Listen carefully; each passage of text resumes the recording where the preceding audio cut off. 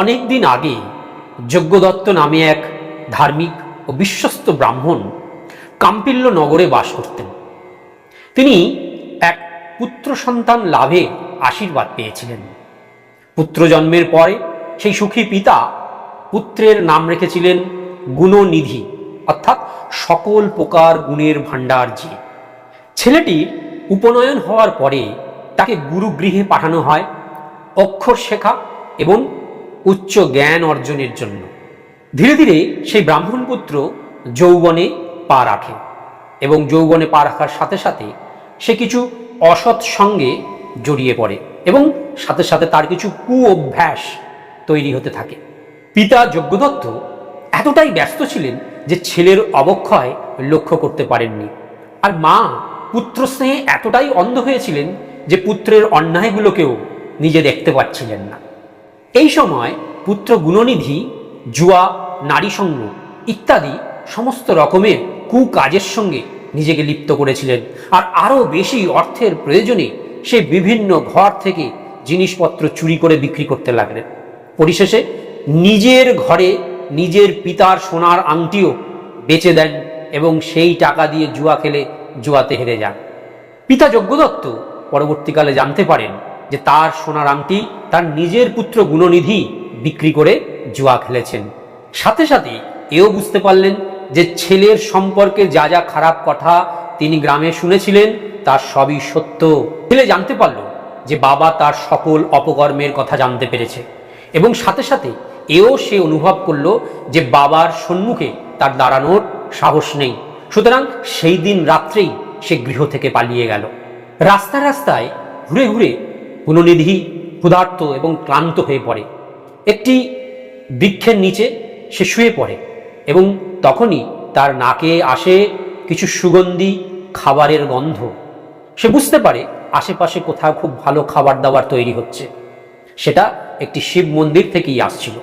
তখন এক ভক্ত সেই বৃক্ষের পাশ দিয়ে কিছু নৈবেদ্য থালার মধ্যে নিয়ে সেই মন্দিরের দিকেই যাচ্ছিলেন পুজো দিতে। তখন গুণনিধি ভাবল যে এই নৈবেদ্যের ফল প্রসাদ চুরি করেই আজকে আমি আমার ক্ষুধা মেটাবো। সুতরাং সে সেই ভক্তকে অনুসরণ করতে করতে সেই শিব মন্দিরের দিকে এগিয়ে চলল। গুণনিধি সেই মন্দিরে পৌঁছে দেখতে পেল যে সেখানে ভক্তরা পূজা, প্রার্থনা, আরতি ইত্যাদি করছেন। রাতে ভক্তরা শুয়ে পড়লে তিনি মন্দিরের গর্ভগৃহে চুপি চুপি প্রবেশ করেন এবং নৈবেদ্যের থালা নিয়ে সেখান থেকে পালাতে যান।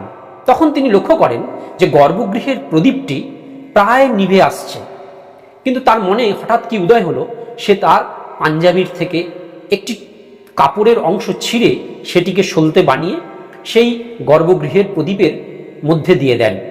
সেখানে প্রদীপটি পুনরায় আবার জ্বলে ওঠে এবং তারপরে সে সেই নৈবেদ্যের থালাটি নিয়ে সেই মন্দির থেকে পালাতে যায়। তখন এক ভক্তের পায়ে লেগে সে হোঁচট খেয়ে পড়ে যায়।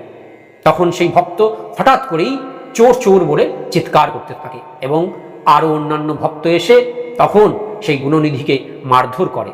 একজন ভক্ত পেছন থেকে একটি কাঠ দিয়ে তার মাথায় খুব জোরে আঘাত করে এবং মাথা থেকে রক্ত ঝরতে থাকে এবং তৎক্ষণাৎই সেই গুণনিধির মৃত্যু হয়। পরে যমের দূতরা সেই গুণনিধির পাপী আত্মাকে নরকে পাঠানোর জন্য সেটা নিতে চলে আসে, কিন্তু শিবের গণরা অর্থাৎ শিবের রক্ষীরা সেখানে এসে হস্তক্ষেপ করেন, বলেন যে গুণনিধিকে আমরা শিবলোকে নিয়ে যাব। যমের দূতরা যখন জিজ্ঞেস করেন যে পাপী আত্মাকে কেন আপনারা শিবলোকে নিয়ে যেতে চাইছেন, তখন শিবের গণরা বলেন যে গুণনিধি শিবের উপাসনায় অংশগ্রহণ করেছিল, গত দুদিন ধরে সে উপবাস ছিল এবং শিবরাত্রির দিনও সারাদিন উপবাস থেকে সে রাত্রে কিন্তু শিবের গর্ভগৃহে নিজ হাতে প্রদীপ জ্বালিয়ে প্রজ্বলিত করেছিল গর্ভগৃহকে। এই রূপে সে শিব কৃপা লাভ করেছিল, যদিও তা অনিচ্ছাকৃত ছিল, কিন্তু সে শিব কৃপা আশিস লাভ করতে সক্ষম হয়েছিল। তাই আমরা এই গুণনিধিকে শিবলোকে নিয়ে যেতে এসেছি। এই পরম শিব কৃপার ফলে গুণনিধি পুনর্জন্ম লাভ করেন। পুনর্জন্মে তিনি কলিঙ্গ রাজার পুত্র দমন হিসেবে জন্মগ্রহণ করেন। রাজকুমার দমন প্রচণ্ড ধার্মিক ছিলেন সাথে তিনি ছিলেন একনিষ্ঠ শিবভক্ত।